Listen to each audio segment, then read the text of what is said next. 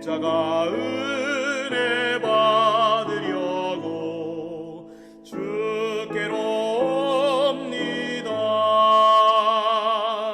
슬프던 마음 위로받고 이 생의 풍파 잔잔하며 영광의 찬송 부르려고 주께로 옵니다. 죽음의 길을 벗어나서 예수께로 나옵니다. 영원한 집을 바라보고 주께로 옵니다. 멸망의 보고 헤어나와 평화의 나라 다다라서 영광의 주를 배우려고 주께로 옵니다.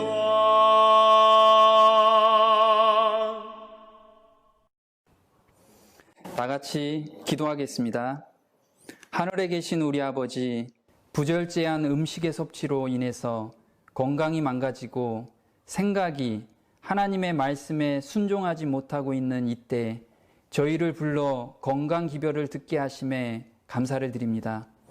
이스라엘 백성을 애굽에서 불러낸 후 시내산에서 계명과 함께 음식 기별을 준 것은 하나님의 백성이 되기 위해서는 복음과 함께 먹는 것도 하늘 음식으로 채워져야만 하기 때문이며, 이는 하나님의 사람으로 온전케 하기 유명함임을 보고 아버지 하나님께 감사를 드립니다.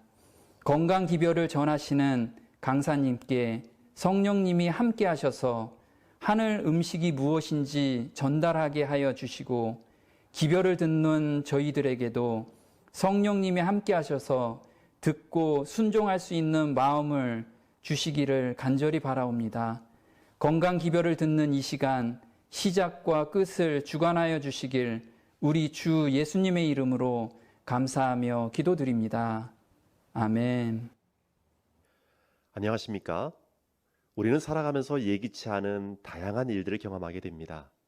특별히 이번 코로나19 팬데믹은 우리들에게 많은 생각을 던져주고 있습니다. 지난 시절의 평온한 일상이 얼마나 소중한 것들이었는지를, 그리고 평소에 감염병 예방 및 보건위생수칙을 잘 준수하는 것이 중요하다는 것을 말해주고 있습니다. 이처럼 우리는 우리 곁에 많은 소중한 것들을 마주하고 있었던 것이지요. 신선한 공기와 빛나는 태양, 맑은 물과 푸른 식물들, 그리고 산바람 등, 특별히 건강이란 것도 그중 하나가 아닌가 싶습니다. 건강할 때는 그 소중함을 자세히 들여다보지 못하고 지나칠 때가 많습니다. 그러다가 몸에 이상이 느껴지고 더 이상 버티기가 힘들어질 때 우리는 후회하게 됩니다. 요즘 같은 팬데믹 시대에 더없이 건강에 관한 관심들이 일어나고 있습니다. 다시 한번 창조주께서 우리에게 주신 소중한 원리들을 깨달아가는 시간이 필요할 것입니다. 이러한 때에 동중원앞에 보건복지부에서 이준원 박사님의 강의를 여러분들에게 제공하게 되어 매우 기쁘게 생각합니다. 무엇보다 훌륭한 강의를 준비해 주신 박사님께 감사드리며, 아울러 이번 집회에 참여하게 되신 시청자 여러분들을 진심으로 환영합니다. 줄탁동시라는 사자성어가 있습니다. 병아리가 부화하기 위해서 어미는 밖에서 껍질을 쪼개 대고 알 속의 병아리도 안에서 같이 해야, 즉 두 가지가 동시에 이루어질 때 예쁜 병아리가 껍질 밖으로 나오게 되지요. 박사님의 훌륭한 강의 못지않게 여러분들의 결심과 실천을 통해서 아름다운 일들이 일어나기를, 그리고 건강한 문화를 창출해가는 여러분이 되어주시기를 바랍니다. 하나님의 축복이 영상을 시청하는 곳곳마다 함께 하시기를 기원하며, 참여하시는 모든 분들을 다시 한번 진심으로 환영합니다. 감사합니다.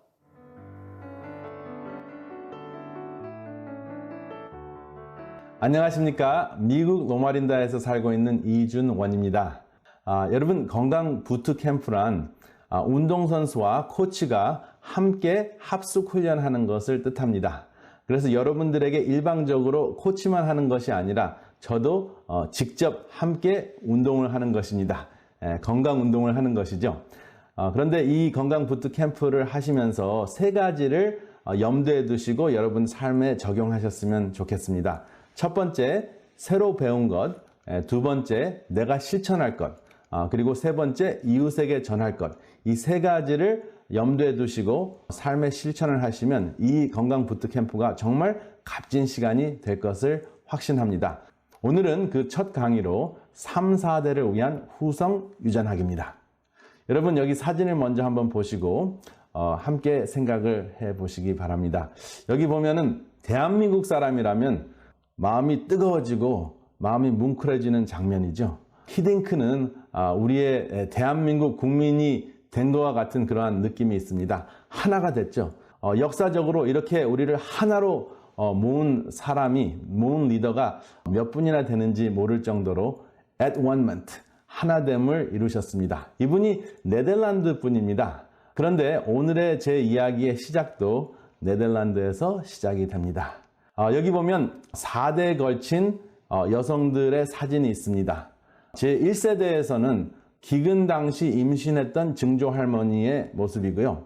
두 번째는 유방암에 걸린 할머니, 그리고 세 번째 사진은 당뇨병에 걸린 엄마, 그리고 마지막으로 손녀인데요. 4대 마지막에는 중증 알레르기 증상을 가진 손녀딸이 있습니다. 이 4대에 걸쳐서 이 집안에 기근, 유방암, 당뇨병, 중증 알레르기 증상들이 병이 생겼는데 첫 번째 그 증조 할머니는 사실 기근 당시에는 아주 빼빼하고 못 먹었습니다. 그런데 이렇게 중년과 노년이 되어서는 비대해졌죠. 그래서 비만이라는 병도 생겼습니다. 근데 이렇게 집안에서 이러한 문제가 주르륵 생기면 동양권에서는 우환이 들었다고 이야기를 하죠. 그리고 성경 말씀에 보면 이거 하나님의 저주인가 하는 그러한 생각도 들 정도로 문제가 있는 것입니다. 그래서 출애굽기 20장 5절에 보면 그것이 더 무서워집니다. 여기 함께 읽어보겠습니다. 그것들에게 절하지 말며 그것들을 섬기지 말라. 나 여호와 너의 하나님은 질투하는 하나님인즉 나를 미워하는 자의 죄를 갚되 아비로부터 아들에게로 3, 4대까지 이르게 하거니와.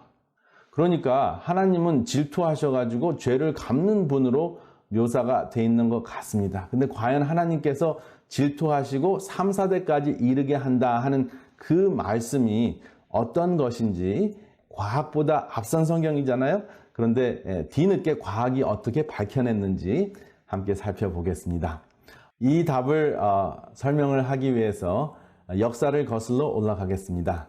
2차 세계대전 막바지였던 1944년이었습니다. 독일군은 네덜란드를 포위했습니다. 네덜란드를 포위를 하면서 모든 식량로를 차단을 하니까 네덜란드 시민들은 기근에 시달려야만 했습니다. 이렇게 굉장히 엄청난 비극적인 역사적인 사건이 있었습니다. 이 역사적인 사건 때문에 많은 네덜란드 사람들은 아주 적은 양의 칼로리를 가지고 생명을 유지할 수밖에 없었습니다. 그것 때문에 이제 다양한 질병들이 생겼는데요. 그 대표적인 것이 제가 보여드렸던 내용입니다. 증조 할머니는 비만, 할머니는 유방암, 엄마는 당뇨병, 그리고 손녀는 알레르기 증상이 생겼던 것입니다. 이것을 좀 더 자세하게 과학적으로 설명을 드리겠습니다. 어떻게 이 3, 4대까지 이러한 질병이 생길 수 있었는지 설명을 드리기 위해서 어구티지를 소개를 드리겠습니다. 이 어구티지는 병들어 죽을 수밖에 없는 운명에 빠져 있는 쥐입니다. 이 쥐도 역시 비만, 관절염, 심장병, 고혈압, 중풍, 당뇨병, 암, 그리고 우울증에 빠질 수 있는 유전인자를 가지고 태어났습니다. 그런데 이 쥐들이 뭔가 생활을 바꾸니까 이렇게 날씬한 새끼쥐를 낳을 수가 있었습니다. 무엇이 바뀌었을까요? 무엇이 바뀌었냐 하면 이 어미쥐가 교미하기 전에 3일 동안 비트와 마늘과 양파를 섭취하게 했더니 새끼쥐가 이렇게 날씬하게 변화되어서 나온 것입니다. 유전인자가 바뀌었나요? 유전인자가 바뀐 것은 아닙니다. 유전인자의 구조는 그대로 있는데 이러한 질병을 일으키는 유전인자가 잠잠해진 것입니다. 어떻게 잠잠해졌을까요? 여기 사진을 한번 보겠습니다. 이 그림을 통해서 보시면은 여기 암 유전인자가 이렇게 풀려 있는 모습이 나오고요. 그 다음에 여기 팝콘 같은 것이 있고 여기 실패 같은 것이 있습니다. 그래서 이 실패는 히스톤이라는 구조인데요. 이 구조에 묶여 있으면은 유전인자가 켜지지 않고 이렇게 풀려 있으면은 유전인자가 켜져서 그 유전인자가 활성화될 수 있다 하는 것입니다. 근데 이 유전인자가 활성화가 되면 암을 걸리게 하는 유전인자라고 했을 때 암이 생기는 것이죠. 근데 이 팝콘 같이 생긴 것이 메틸기라는 것인데 이 메틸기가 이 실에 딱 다가가서 붙으면 유전인자가 탁 묶입니다. 그러니까 이 유전인자가 묶여버리면서 감겨지는 거죠. 그래서 잠잠해진 암 유전인자의 실뭉치를 지금 보고 계십니다. 그러니까 쥐들에게, 어미쥐에게 특별히 비트와 양파와 마늘을 섭취하게 하니까, 그것도 3일 정도 섭취를 하게 하니까 그 후손이 유전인자가 묶여진 상태로 태어나게 된 것이죠. 그러니까 여전히 병에 걸릴 가능성은 다분하지만 병에 걸리는 모습이 나타나지 않은 것입니다. 이것이 굉장한 과학적인 발견이었습니다. 최근 50여 년 동안 이것이 충분히 확인이 된 그 과학적인 사실인데요. 이것을 통해서 우리가 얻을 수 있는 것이 굉장히 많습니다. 이렇게 묶여 있다가 다시 풀릴 수 있을까요? 예, 다시 풀릴 수도 있습니다. 여러분들이 예를 들어서 건강식을 했는데 건강식을 하면서 묶이겠구나 이제 생각을 하다가 이제 파티를 하기 위해서 이 갈비 파티를 했다고 생각을 해보시기 바랍니다. 그러면 이 갈비 파티 후에 서서히 이 암을 일으키는 유전인자 실뭉치가 풀릴 수 있습니다. 물론 이렇게 인체인 경우에는 이렇게 단순하게 모든 것이 이루어지는 것은 아니지만 기전은 확실히 있습니다. 그래서 이렇게 풀리게 되면 암덩어리를 만들 수 있는 준비가 다 되는 것이죠. 그래서 이러한 생활이 계속 지속되면은 암이 될 수가 있는데, 암이 생기는 그 유전인자를 묶어버리는 시간이 어느 정도냐면은 약 3개월에서 4개월 동안 이 건강 음식을 섭취하면은 묶입니다. 그런데 중요한 것은 한번 묶인다고 영원히 묶여 있는 상태로 남아 있는 것이 아니라 항상 다시 풀릴 수 있다는 것입니다. 무엇에 따라서? 여러분들과 저의 인간의 선택에 따라서, 생활 습관에 따라서 다시 풀릴 수 있다 하는 것입니다. 여기 그 암 유전인자를 묶어 놓는 그 3가지 음식을 소개해 드렸는데, 그 중에 대표적인 음식이 마늘과 양파와 비트인데, 그 중에서 비트가 가장 무엇이 많은가? 메틸기, 아까 팝콘 같이 생긴 그 메틸기가 가장 많이 들어 있습니다. 그래서 비트를 드셨을 때 여러분들이 걸릴 수 있는 암 유전인자가 있다면 그것을 묶어 놓을 수 있다 하는 것입니다. 그러면 이 비트에 대한 추가적인 기능들을 한번 살펴보겠습니다. 왜냐하면 이것은 암만 묶어 놓는 것이 아니라, 암을 묶어 놓기 위해서 하나님께서 우리에게 주신 것만이 아니라 다양한 기능들이 있습니다. 여기 보시면 제가 이렇게 운명을 바꿔놓는 비트 이렇게 그 타이틀을 붙였지만은, 암이 걸릴 수 있고 질병이 걸릴 수 있는 그러한 유전인자를 가지고 있더라도 묶어 놓을 수 있다 하는 차원에서 이렇게 거창하게 이야기를 하고 있지만은, 사실은 다양한 다른 기능도 있습니다. 첫 번째로 말씀드린 대로 암 유전인자를 묶는 메틸기가 있습니다. 그리고 두 번째, 세포를 재생시키는 엽산도 들어 있습니다. 그리고 각종 암을 싸우는 베이타 사이닌이라는 물질도 있습니다. 그리고 비타민 A, C, 마그네슘, 칼슘, 철분, 인 등이 또 있습니다. 다양한 영양소가 있는 것이죠. 그리고 혈전을 막아주고 혈관을 열어주는 역할을 합니다. 그러면 심장병과 뇌졸중을 예방해 줄 수 있겠죠. 그리고 6번째로 장이나 간이나 담낭을 세척해주는 역할도 합니다. 여러분, 소화기관을 세척하려는 것은 얼마나 중요한지 이번 기회에 확실히 실천 한번 해보시기 바랍니다. 이렇게 세척을 하면 암 중에서 가장 무서운 암 한번 머릿속으로 떠올리시기 바랍니다. 뭐가 가장 무섭습니까? 잘 알려져 있는 것은 췌장암입니다. 진단 후에 평균 3개월에서 1년을 넘기지 못하는 질병이 보통 췌장암입니다. 그런데 췌장암보다 훨씬 더 짧은 기간에 생명을 뺏어가는 암이 있는데, 그것이 담낭이나 담도암입니다. 그런데 이러한 담도와 담낭암에 걸리면은 3주 정도 발견하고 난 다음에 3주 정도밖에 살지 못하는데요. 이것을 예방을 할 수 있는 음식이 그 중에 하나가 비트라는 것입니다.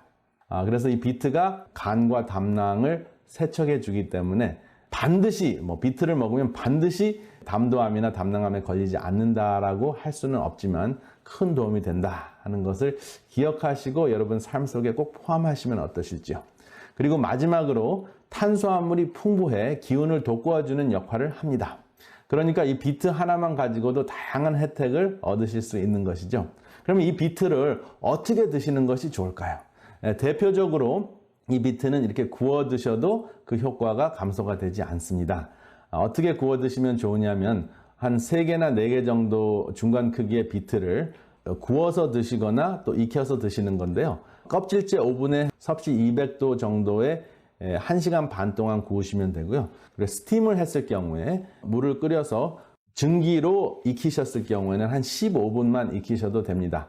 그런데 이제 식감이 조금 다르기 때문에 구워서 드시는 것과 익혀서 드시는 것을 여러분들이 한번 비교해 보시기 바랍니다. 그리고 이제 이렇게 구워서 드실 때 마늘과 팽이버섯 그리고 올리브 기름 그리고 소금을 아주 약간 활용을 하시면 굉장히 맛있는 항암, 다목적 영양 음식이 됩니다. 그리고 이 비트를 어떻게 사시는지가 참 중요한데요. 일반적으로 어머니들은 잘 아십니다. 작거나 중간 크기, 단단하고 부드러운 색깔이 진하고 잎이 푸른 비트를 선택을 하시고요. 점이 있거나 멍이 있거나 이제 시들어 있는 것은 당연히 이제 피하시고요. 줄기를 2인치 정도 남기시고 씻지 않은 상태에서 흙 묻은 채 공기를 빼고 냉장고에는 한 그 뿌리를 3주 정도 저장하실 수 있고요. 그 다음에 잎새인 경우에는 3일 정도가 적당합니다. 그리고 생비트는 얼리지 마시고요. 익힌 비트는 얼려도 괜찮다 하는 것입니다. 이렇게 비트를 항상 준비하셨다가 식탁에 올리시면 여러분들의 가족과 또 여러분들이 대접하시고 싶은 이웃들에게 굉장히 좋은 혜택을 주실 것을 확신합니다. 여기 오늘의 강의의 핵심을 보면 두뇌의 선택에 의해서 또 어떠한 그 환경에서 우리가 어떠한 삶을 사느냐에 따라서 병을 걸리게 하는 유전인자의 실뭉치를 묶어 놓을 수 있다 하는 것입니다. 이렇게 그 암을 일으킬 수 있는 또 질병을 일으킬 수 있는 유전인자를 묶어 놓을 수 있다면 여전히 암에 걸릴 수 있는 유전인자를 가지고 태어났다고 할지라도 암에게 지지 않아도 될 수 있다 하는 그 굉장히 좋은 굿뉴스죠. 복음입니다. 그런데 이것을 생각을 하시면 제가 처음에 드렸던 질문에 대한 답이 나옵니다. 기근 때문에 4대가 다양한 질병이라는 고통 속에서 살았습니다. 이 증조 할머니는 적은 양의 칼로리를 가지고 살 수밖에 없었기 때문에 그 기근 당시에는 아주 적은 양을 섭취를 했습니다. 그런데 이제 정상적인 생활로 돌아와서 정상적인 양의 칼로리를 섭취하게 되니까 이 증조 할머니에게는 과식이 된 것입니다. 그래서 비만증에 시달렸고요. 그 다음에 할머니는 과식을 했는데 비만 증상도 있고 그 다음에 또 어떠한 유전인자가 영향을 받았냐 하면 여성 호르몬을 만드는 효소가 더 활성화가 된 것이죠. 여러분 여성 호르몬이 어디에서 만들어질까요? 첫 번째는 난소에서 만들어집니다. 그렇지만은 우리 몸이 만드는 또 여성의 몸에서 만드는 여성 호르몬 중 3분의 2가 지방세포에서 만들어지거든요. 그래서 지방세포가 많이 증가할수록 지방질이 많이 있으면 있을수록 무엇이 더 많이 만들어질까요? 여성 호르몬이 더 많이 만들어집니다. 그래서 여성 호르몬이 필요 이상으로 분비가 되면은 그 여성의 기관에 가서 그것을 증식하게 만듭니다. 그래서 유방에 가서 유방세포가 필요 이상으로 증식하게 됩니다. 그래서 계속 증식하다가 보통은 절제를 하면 절제한 그 식생활을 살면은 정지를 하게 돼 있습니다. 더 이상 증식하지 않고 그런데 계속 영양분이 공급이 되니까 그 정지 신호가 망가지는 것이죠. 정지 신호가 멈추게 되면 정지하기를 멈추게 되면 어떻게 될까요? 세포가 계속 증식하는 암이 걸리게 됩니다. 그리고 또 엄마의 경우에는 암은 아닌데 여전히 많은 칼로리가 섭취가 되니까 당뇨병, 그죠? 당뇨병은 비만이나 또 과잉 칼로리 때문에 생기는 질병 중에 하나죠. 그래서 과거에 증조 할머니 때부터 이어받았던 그 유전인자가 필요한 양보다 훨씬 더 많은 칼로리를 섭취하게 되는 것이죠. 정상적인 섭취를 했다고 하더라도. 그러니까 당뇨병에 걸릴 수밖에 없는 그러한 운명에 빠진 것입니다. 그리고 이제 손녀인 경우에는 이런 과잉 칼로리 섭취를 하게 되면 흔히 생기는 것이 알레르기 증상입니다. 본인은 그 비만이 아니라고 하더라도 굉장히 민감해진 그 이물질에 굉장히 민감해지는 그러한 현상이 몸속에서 일어나서 웬만한 이물질이 몸속에 들어오더라도 이것을 그냥 무시할 수도 있는데 과민 반응을 하는 것, 그것이 바로 알레르기 증상입니다. 그래서 이 모든 것이 기근 때문에 계속 3, 4대까지 생긴 것입니다. 근데 하나님께서 이것을 기근을 일으키고 그 다음에 유방암을 일으키고 당뇨병을 일으키고 중증 알레르기를 일으킨 것은 아니죠. 악한 인간의 모습 때문에 할 수밖에 없었던 현상입니다. 그래서 여기서 끝났다면은 하나님은 어디 계시느냐라는 질문을 할 수 있겠는데 하나님께서는 살 길을 열어주셨죠. 어떻게 살 길을 열어주셨습니까? 후성유전학이라는 그 법칙을 통해서 우리가 다시 회복할 수 있는 살 길을 열어주셨는데 이 네덜란드 가족 이야기는 하나님의 저주 이야기가 아니라 우리의 선택과 새로운 환경이 질병을 묶어 놓을 수 있다는 살길, 생명의 법칙을 알게 해준 기회입니다. 물론 그 당한 사람들에게는 굉장히 고통스럽지만 이 가족이나 이런 네덜란드가 당한 그 고통 때문에 이제는 전 세계적으로 비극적인 그런 상황 속에서도 환경 속에서도 우리가 어떻게 극복할 수 있는지 또 우리 몸이 비극적인 환경 속에서 망가졌더라도 어떻게 회복할 수 있는지에 대한 그 살 길을 열어주는 계기가 됐습니다. 그렇기 때문에 이 가족의 희생이 비극적인 희생으로만 끝나는 것이 아니라 전 세계적으로 질병에서 어떻게 하면은 회복할 수 있는지에 대한 기회를 주었기 때문에 우리가 하나님께서 살 길을 열어주셨다 하는 것을 알 수가 있습니다. 제가 기근 이야기를 하니까 가나안 땅의 기근도 생각이 좀 나는데요. 함께 창세기로 돌아가겠습니다. 이것이 하나님의 저주였는가 함께 살펴보겠습니다. 창세기 42장 4절에 보면 야곱이 요셉의 아우 베냐민을 그 형들과 함께 보내지 아니하였으니 이는 그의 말이 재난이 그에게 미칠까 두렵다 함이었더라. 42장 5절에 보면 이스라엘의 아들이 양식을 사러 간 자 중에 있으니 가나안 땅에 기근이 있음이라. 이렇게 나왔어요. 그래서 야곱이 갑자기 이스라엘이라고 바뀝니다. 물론 야곱이 그 전에 천서와 씨름을 하면서 이스라엘이라는 이름을 받았죠. 근데 문맥상 갑자기 야곱을 이스라엘이라고 바꾸고 야곱의 아들들이라는 말 대신에 이스라엘의 아들이라는 말로 바뀝니다. 성경에서 이름이 딱 바뀌었을 때는 굉장한 의미가 있습니다. 야곱은 속이는 자라는 뜻이죠. 그리고 이스라엘이라는 것은 하나님과 씨름하여 이긴 자라는 뜻이 들어 있습니다. 그래서 바로 이 순간에 야곱의 이름이 바뀌는 것을 통해서 이스라엘은 야곱의 복음적 이름이거든요. 그래서 이스라엘을 통해 야곱을 통해 그의 후손들이 구원을 얻을 수 있는 구속의 경륜이라는 것을 딱 이 한 성경절을 통해서 알 수가 있습니다. 야곱은 정말 불행하게 130년을 살았다고 본인이 이야기할 정도로 힘들게 살았습니다. 그런데 이 순간에 아들들을 보내면서 후손들의 운명을 바꿔놓는 결정을 합니다. 그래서 그 운명을 바꿔놓는 결정을 암시하기 위해서 이스라엘이라는 이름이 등장을 하는 것입니다. 야곱은 이란성 쌍둥이였고 이제 일란성 쌍둥이 이야기를 해보려고 합니다. 여기 일란성 쌍둥이의 모습들이 있는데요. 두 분은 유전인자가 똑같이 태어났습니다. 근데 한 분은 배가 깨끗하고 다른 한 분은 배에 흉터가 있습니다. 이렇게.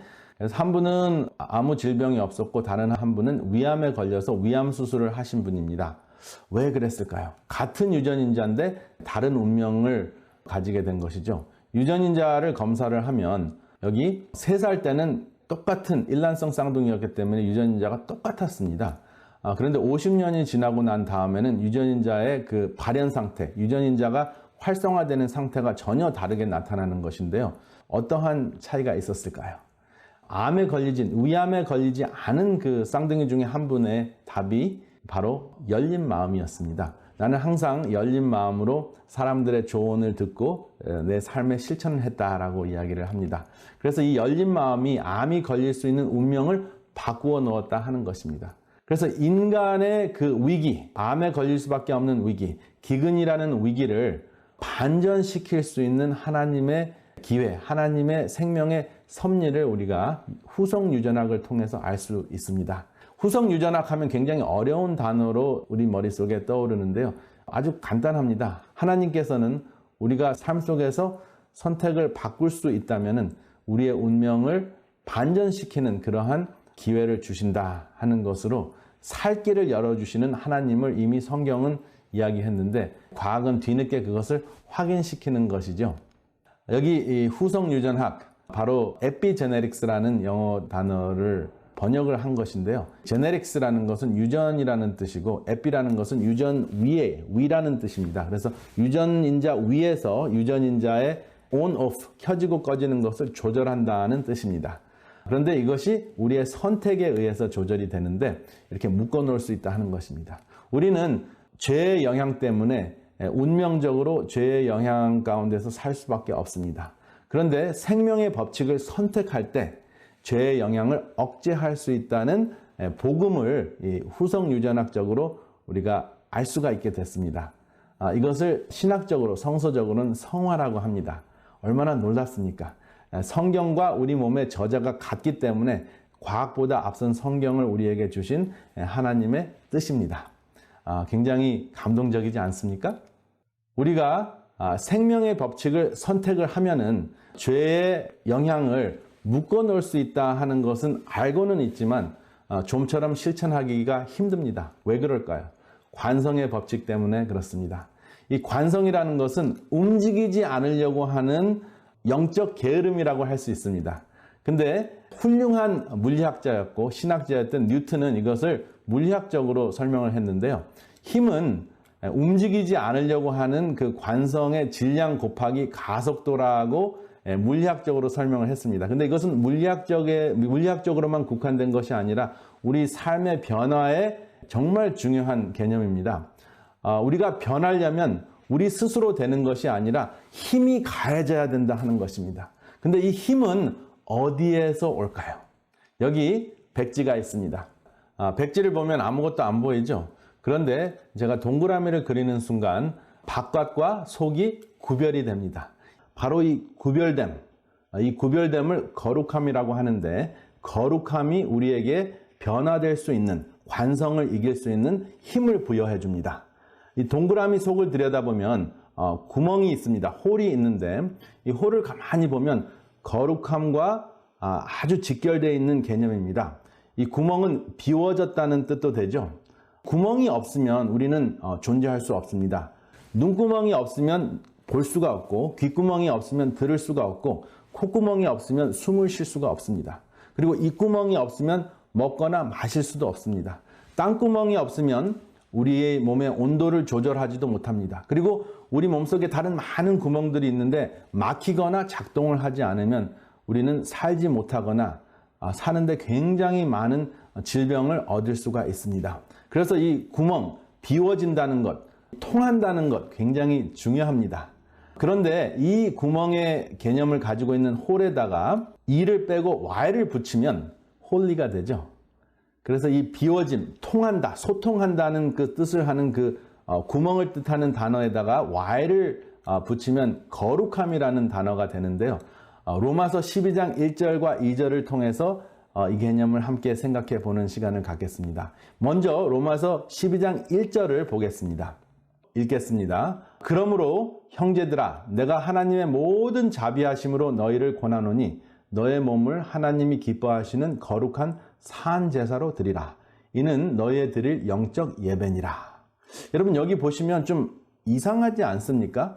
너의 몸을 거룩한 산 제사로 드리라. 또 이것이 영적 예배니라. 이렇게 표시를 했는데요. 몸과 거룩함과 산 제사와 영적 예배 무슨 관계가 있습니까?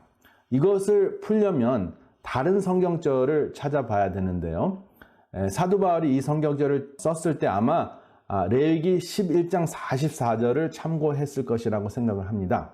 레위기 11장 44절을 보겠습니다. 나는 여호와 너의 하나님이라. 내가 거룩하니 너희도 몸을 구별하여 거룩하게 하고 땅에 기는 바 기어다니는 것으로 인하여 스스로 더럽히지 말라라고 하셨습니다. 그리고 더 확실하게 45절에 하나님의 마음을 굳히십니다. 나는 너의 하나님이 되려고 너희를 애굽 땅에서 인도하여 낸 여호와라. 내가 거룩하니 너희도 거룩할지어다. 이렇게 말씀을 하시면서 레위기 11장의 결론을 짓습니다. 레위기 11장은 정한 음식과 부정한 음식을 설명을 하시는 장인데요. 그 결론으로 건강을 위해서 너의 안전을 위해서 이렇게 먹으라고 하는 그 말씀을 하시고 난 다음에 그 핵심적인 개념을 모든 사람들에게, 이스라엘 백성들에게 말씀을 하시는데요. 거룩함 때문에 하나님께서 이 말씀을 하시는 것으로 확실하게 하나님의 마음을 전하십니다. 이 거룩함, 한자로 보면 이렇게 풀을 수가 있습니다. 거룩할 성자가 있는데요. 이것은 학술적인 풀이이기보다는 성서적인 한문 풀이입니다. 여기 보면 귀 이자가 있고 입구자가 있고 짊어질 임자가 있습니다. 그래서 하나님의 입으로부터 나오는 말씀을 귀로 듣고 우리 삶 속에서 짊어지고 우리의 삶 속에서 실천하는 것이 거룩함이다라고 할 수 있습니다. 듣기만 하고 짊어지지 않으면 거룩함이 아니라는 것이죠. 얼마나 정확한 표현입니까? 그래서 저는 한자를 성경적인 방법으로 또 하나님의 마음으로 푸는 것을 참 좋아합니다. 여러분들 한번 그렇게 해보시면 깨달음이 참 많아서 여러분들에게 이렇게 소개를 드립니다. 그런데 이 거룩함을 우리가 지나치게 잘못 이해를 하면 구별된 삶을 산다고 하면서 유별난 삶을 살 수도 있다 하는 것을 저는 체험했습니다. 저는 평생 유별나게 살지 않았나 하는 생각을 해봅니다. 이렇게 해야 되고 저렇게 해야 되고 이렇게 살면 좋습니다. 저렇게 살지 마십시오 하는 강의를 하다 보니까 굉장히 유별난 사람이 됐습니다. 여러분, 구별됨과 유별남의 차이가 무엇일까요? 성경 말씀 로마서 12장 2절의 말씀을 보면 이런 말씀이 있습니다. 너희는 이 세대를 본받지 말고 오직 마음을 새롭게 함으로 변화를 받아 하나님의 선하시고 기뻐하시고 온전한 뜻이 무엇인지 분별하도록 하라. 이렇게 이야기를 하시는데요.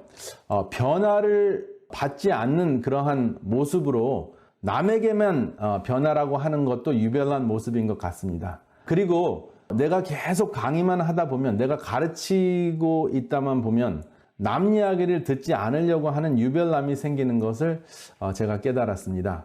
그래서 이 구별남을 지나치게 강조하다 보면, 그리고 삶 속에서 적용을 하는 것을 소홀히 하다 보면, 변화가 되지 않는 모습을 보이다 보면 유별난 그러한 사람으로 남다가 죽어가는 것이 아닌가, 그런 심각한 생각을 하게 됐습니다. 홀이라는 것은 소통의 개념입니다. 그렇죠? 구멍이 있어야지 소통을 하는 것이죠.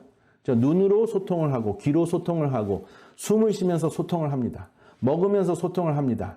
그리고 우리의 소화기관이 막혀 있는 것을 변비라고 하는데, 이것이 꽉 막혀 있으면 우리는 정말 불편하고 그것이 지속되면 죽을 수도 있습니다. 그래서 소통이 없는 구별됨은 유별난 것이 아닌가 하는 것을 깨닫게 되었습니다. 여러분들도 한번 생각해 보시기 바랍니다. 여러분들은 굉장히 거룩하고 구별된 삶을 살려고 노력하시는 것 저도 잘 압니다. 그런데 혹시 유별난 모습도 있지 않는가? 이번에 부트캠프를 통해서 확 그 구멍을 뚫는 그러한 그 실천을 해보시는 것은 어떻습니까? 제가 이 거룩함을 생각하면서, 구별됨을 생각하면서 생각하게 된 한 실화를 소개하겠습니다. 폭우가 내리는 한 여름밤이었습니다. 한 사나이가 길 중앙에 서서 손짓 발짓을 다 해가면서 지나가는 차들을 멈추려고 안간힘을 다했습니다. 그런데 작은 차들은 요리조리 피해가면서 이 사나이를 지나쳤습니다. 그런데 저기에 아주 큰 트럭이 오는 것을 발견을 했습니다. 그래서 이 사나이는 필사적으로 트럭 앞에 다가가서 그 트럭을 멈추었습니다. 멈추어 세웠습니다. 그랬는데 이 트럭 운전사가 급정거를 하면서 고개를 내밀고 화를 냅니다. 당신 미쳤어! 죽고 싶어! 하고 화를 냈습니다. 그랬더니 이 사나이가 하는 말이 지금 폭우 때문에 조금 가면은 원래 다리가 있었는데 그 다리가 무너져 위험하다는 것을 알려주려고 이렇게 당신을 세웠다라고 이야기를 했습니다. 그랬더니 트럭 운전사가 울컥하면서 이 사나이를 태웠습니다. 그리고 같이 그 앞에 있는 다리가 있었던 곳을 가보니까 정말 다리는 오간데 없어지고 강물만 무섭게 흐르는 것이었습니다. 먼저 요리조리 피하면서 지나쳐버린 차들도 그 모습을 찾을 수가 없었습니다. 그래서 이 사나이와 트럭 운전사는 큰 차를 가로로 대고 그 다음에 오는 차들을 보호하기 위해서 보호막을 쳤습니다. 저는 이 자리에 그 사나이와 같은 심정으로 이 자리에 섰습니다. 머지않은 미래에 우리가 사랑하는 가족, 그리고 이웃, 그리고 혹시 저와 여러분들도 이렇게 강물에 휩싸일 수 있다는 생각입니다. 미리 보호막을 치지 않으면. 그래서 여러분들과 제가 함께 이 건강 부트캠프를 통해서 몸과 마음을 건강하게 하는 보호막을 치고자 합니다. 오늘 강의를 통해서 후성유전학을 배우셨습니다. 이 후성유전학은 어려운 것이 아니라 이미 과학보다 앞선 성경이 이야기했던 내용입니다. 그 내용을 과학이 뒤늦게 확인한 것 뿐입니다. 이것을 여러분들이 정리를 하는데 도움을 드리기 위해서 제가 질문들 몇 가지를 적어 보았습니다. 이 질문들을 답변을 하면서 오늘 여러분들이 들으신 내용을 정리하시고 적용하시는데 한번 활용해 보시기를 바랍니다. 복습에 의한 질문인데요. 한번 보시겠습니다. 첫 번째, 기근과 질병, 다양한 질병이 있죠. 비만, 암, 당뇨병, 알레르기의 관계를 설명해 보세요. 두 번째 질문, 유전인자의 발현, 스위치가 켜졌다 꺼졌다 하는 그 현상을 메틸기를 함유하고 있는 음식을 통해 설명해 보세요. 그리고 세 번째는 생활 습관이 유전될 수 있을까요? 아니면 학습 효과일까요? 한번 답해 보시기 바랍니다. 그리고 비트, 사탕무 요리를 나누고 싶은 이웃이 있나요? 그리고 다섯 번째, 같은 유전인자 다른 삶의 비결은 무엇이었나요? 여섯 번째, 우리의 몸을 거룩한 산제사로 드리라는 말씀이 어떻게 다가오시나요? 느껴지시나요? 그리고 일곱 번째, 우리의 몸의 거룩함과 영적 예배는 어떠한 관계가 있나요? 이런 질문들을 한번 답해 보시기 바랍니다. 여기 더 깊은 연구를 하고자 하시는 분들을 위해서 준비한 질문들이 있습니다. 토론을 하시지 말고 숙론을 하시기 바랍니다. 토론은 7토자가 들어있어서 제가 서로 치지 말고 서로 공격해서 누가 옳으냐 그르냐 따지지 말고 숙론할 질문들이라고 말을 만들어 보았습니다. 이 숙론은 숙성할 숙자입니다. 그래서 깊이 생각해서 나눈다는 그러한 뜻이 들어있는 숙론을 한번 해보시기 바랍니다. 첫 번째 질문입니다. 여기 첫 번째 질문을 보면 질투하는 하나님이 당신의 죄를 3, 4대까지 이르게 한다는 것은 어떠한 의미로 와닿나요? 하는 질문입니다. 후성유전학과 아브라함과 이삭과 야곱과 요셉과 므낫세를 생각하시면서 한번 답해 보시기 바랍니다. 조금 첫 질문치고는 어려운가요? 그렇다면은 여러분들의 목사님과 지도자들을 좀 귀찮게 해서라도 이 답을 한번 풀어보시기 바랍니다. 그러면 나머지 모든 그 부트캠프의 그 질문들이나 훈련들이 좀 쉬워지실 것입니다. 두 번째 질문입니다. 살 길을 열어주시는 하나님, 당신의 위기가 어떻게 하나님의 기회가 되는지 야곱과 요셉 그리고 당신의 삶을 비추어 나누어 보세요 하는 것입니다. 제가 힌트를 드리면 야곱이라는 그 이름의 뜻은 속이는 자입니다. 그리고 야곱은 편애하는 아버지였습니다. 그래서 험악한 130년을 살았다고 바로에게 이야기하는 모습을 생각해 보시기 바랍니다. 그리고 요셉은 잘난 체 하다가 애굽에 팔려가 감옥살이를 하고 그리고 그 감옥살이를 통해서 성장을 했고 형들을 용서합니다. 그리고 마지막으로는 오실자의 표상까지 됩니다. 이 개념을 가지고 하나님께서 인간의 위기와 고통을 통해서 어떻게 살 길을 열어주시는지 함께 숙론해 보시기 바랍니다. 그리고 세 번째 질문, 이 순간 내 삶이 변화되려면 가장 절실히 필요한 것이 무엇인가요? 하는 질문입니다. 네 번째는 내가 긍휼히 여기는 이웃이 누구인가요? 이웃은 나를 변화시킬 수 있는 가장 좋은 대상입니다. 그리고 다섯 번째, 내 삶의 관계 속에서 어톤먼트, 하나됨이 결여된 부분이 있나요? 그렇다면 무엇인가 한번 살펴보시길 바랍니다. 그리고 6번째, 내 삶이 유별나지 않으면서 구별되려면 무엇이 채워져야 하나요? 하는 질문입니다. 아니면 무엇이 비워져야 하나요? 하는 질문입니다. 그리고 7번째, 질투하는 하나님과 살 길을 열어주시는 하나님은 당신의 삶 속에서 어떻게 체험되고 있나요? 하는 질문입니다. 후성 유전학과 성화의 개념을 동원해서 한번 답해 보시기를 바랍니다. 조금 어렵습니까? 그런데 이렇게 어렵게 좀 씨름을 하다 보면 굉장히 많은 깨달음과 신앙의 지혜를 얻지 않을까 하는 그러한 마음으로 여러분들에게 이러한 질문들을 드렸습니다. 다음 이 시간에는 만병의 근원, 몸속의 불이라는 주제로 계속 건강기별과 하나님의 말씀을 살펴보는 시간을 갖겠습니다. 이렇게 건강부트에 참여하시고 열심을 다하시는 여러분 진심으로 감사드립니다. 다음 이 시간까지 건강하시기 바랍니다. 감사합니다.